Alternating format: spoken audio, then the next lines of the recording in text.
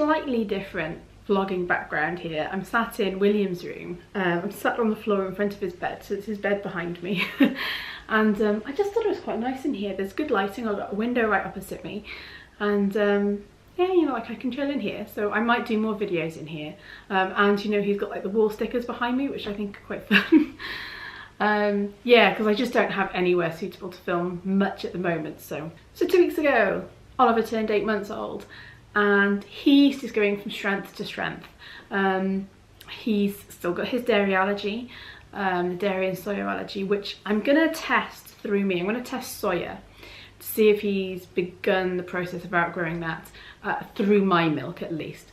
So I'm going to try, I think it's called soya lecithin. I'm going to try eating something with that in it just once and see how he does. I'm going to leave it a couple of weeks and then give it a try. And then if he tolerates that, I'll have something with actual soya flour in it. So maybe just like a slice of toast. And if he tolerates that, I know I'm good to eat soya, at least in low quantities for a while. And we'll take it from there. But he's super fast crawling. You should see him when he's on like a slippery surface, like not carpet. He swings his hips, and so he almost doesn't really lift up his knees much. He just kind of like swings them and just uses his hands to just move himself forwards. It's really funny, but it's proper like up on all fours, but it's just the way he like swings his hips, swing his legs like back and forth. It's very cute. So yeah, so he's crawling fantastically. He's still pulling himself up onto furniture and cruising along the furniture as well. I don't think it'll be too long before he's walking. Maybe another, I don't know, 4 to 6 weeks, I would say. I think he'll be walking by the time he's about 9.5, 10 months, basically. William walked at just a few days over 11 months, and he started crawling a lot later than Oliver. So I think Oliver's just kind of happy with crawling and cruising right now, but who knows, we'll see. We haven't really done the things we used to do with William. Like with William, once he was kind of cruising and managing to kind of stand up, we would sit opposite each other, me and Chris, and try and get William to walk between us. We haven't really done that with Oliver. Maybe we should do that to try and encourage it, I don't know. Weaning is going really well. He's really started to consume more of the food he's eating. Typically for breakfast, I'll do him something like, I'll just slice up some banana into sort of batons, or julienne, whatever you want to call it, or some toast. I might put peanut butter on it. It'll be dairy-free, soya-free toast with dairy-free spread. And he really likes that. He loves his food. If he's unhappy, it's usually the best way to cheer him up is put some food in his hands.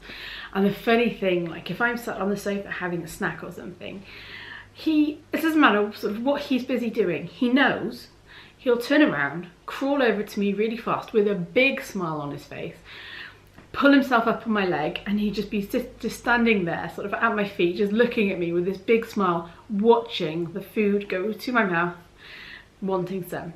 So he's happy as long as I'm sharing it with him. It's just very, very, very cute. He's doing great. He loves food. He loves, last night I made, it was like a vegetable, oh God, I want to say vegetable rice, but that sounds really unexciting, and it wasn't vegetable, there was chicken in it.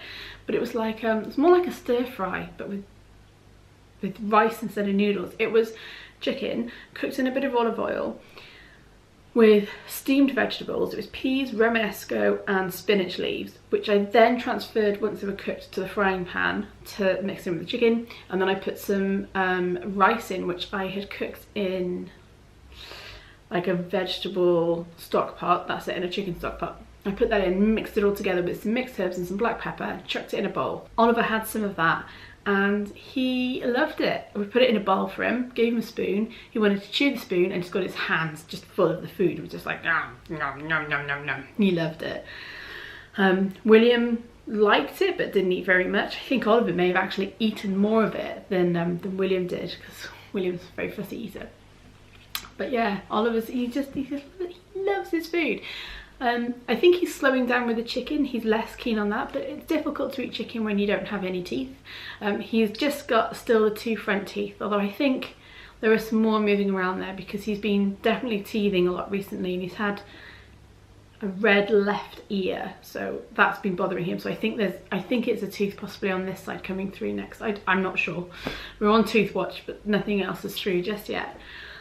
For sleeping is still an issue. It's our biggest issue with him is our sleeping setup, and it's something I need to work to change. So the first thing that's going to happen is we have to lower his cot because it's on the highest setting at the moment, and considering he can pull himself up to standing, it's really dangerous for him to be in there because he could literally fall out of it very easily. So I'm going to try and get tonight my husband to lower the cot for me right down to the lowest one, and just so there's somewhere safe for him to go.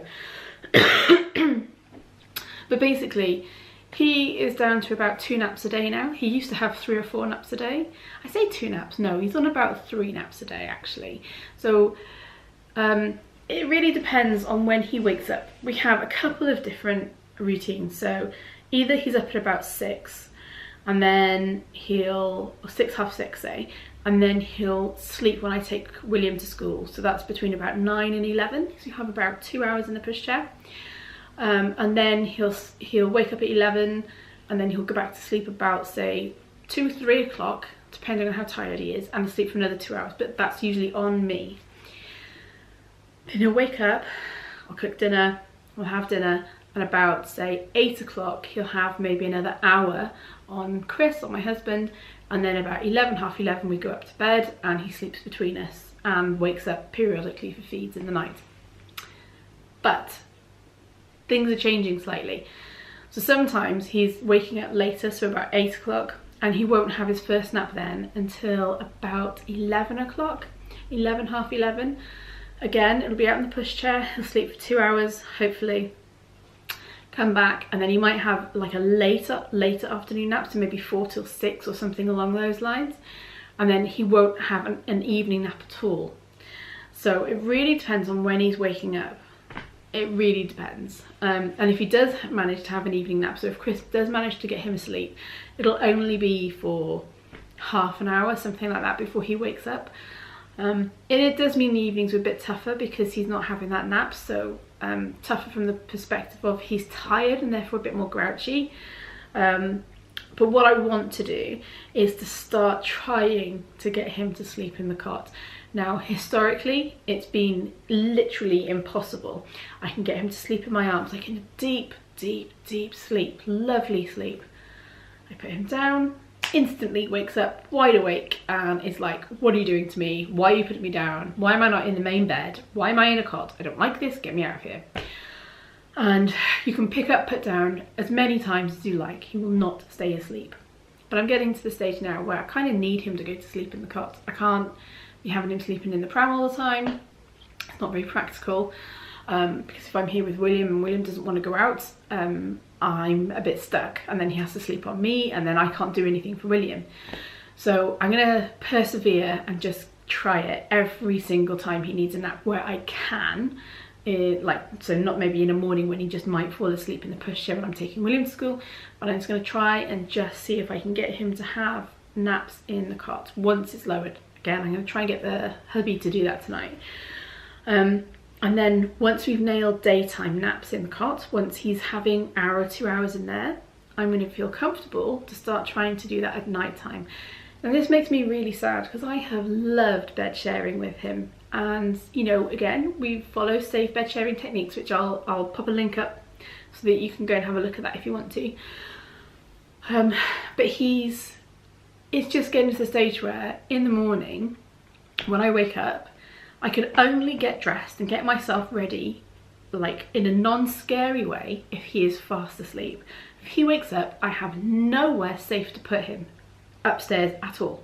There is nowhere that is absolutely safe for him other than his cot, which is too high, therefore I can't put him in it, and it's a nightmare. It's really hard trying to get ready in the morning if he's awake. So I really need to sort that, whereas if he was already asleep in the cot, I can just get up and get ready. If he's awake, it doesn't matter. But obviously with him asleep in the cot, if he does wake up in the night for a feed, I'm going to be getting less sleep because I'm then having to try and resettle him back into a cot instead of just we're already lying in bed and I breastfeed him and he just goes back to sleep lying where he is. So it will be more difficult, but we need to start working on it. I think he's 8 months old. While he's breastfeeding through the night, I have no plans to put him in the room with William because there's no point. I'd be in and out all night. So he'll stay in the room with us until he stopped feeding in the night, and we'll just take it from there. But that's our big thing now, is getting him to sleep in the cot. So we will see. If I could encourage him to try and have a bigger breastfeed before he goes to bed at night, like if I could try and encourage him to stay on longer, I would. But he just doesn't. He feeds for literally 5 to 8 minutes in total across both breasts. So he never ever gets a big tummy full, I think. He just gets enough to keep him happy. So we're a little bit stuck there. In terms of development, he seems to be doing most things ahead, which is really good. He's just waking up, which is good because I'm coming to the end of this video now. Yeah, so his development's really good. He's, you know, you're doing the pincer grip. He's been doing that for a few weeks, which is something I think it's about 9 months they start doing that. So he's ahead there, obviously crawling, putting himself to standing. He can also go from lying on the floor to just sitting up. So he can kind of roll into a side and then push himself up. So that's really good as well. And banging toys together to make sounds, and obviously everything goes in his mouth. And he's laughing more as well, which is lovely because he's never laughed that much. He smiles a lot. He's a very happy baby, but never so much laughing. But he's laughing more now as well, which is fantastic. He's got the most beautiful little giggle. It's really fantastic. And in clothes, he's been going into size 9 to 12 months for a while, moving out of size 6 to 9.